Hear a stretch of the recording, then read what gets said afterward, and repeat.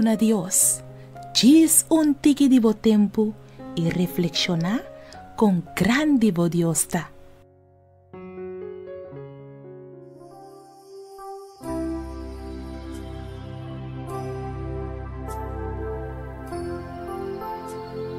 Palavra de Deus está vista em Salmo 19, 4. La que palavra não de minha boca e a meditação de meu coração está aceitável de minha vista, ó Senhor, mi barranca e mi redentor. Láganos reza, querido Tata Celestial, assim um exemplo awe para minha família, assim um exemplo awe para minha yuna, assim um exemplo awe para minha mama e minha tata.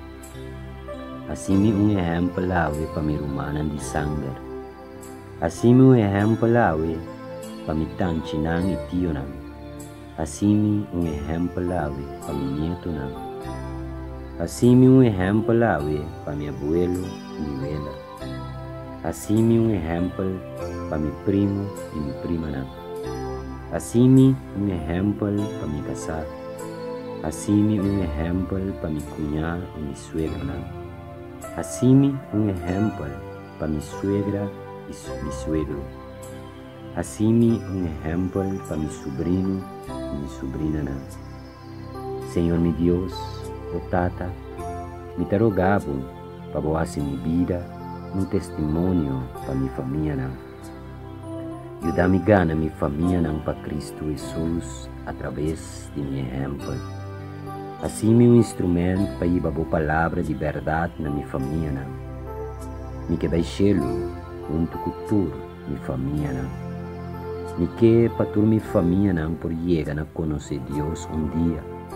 Tapecei-me Deus, laga cada palavra de minha boca e laga cada acto de minha ação por estar agradável de minha vista e de vista de minha família.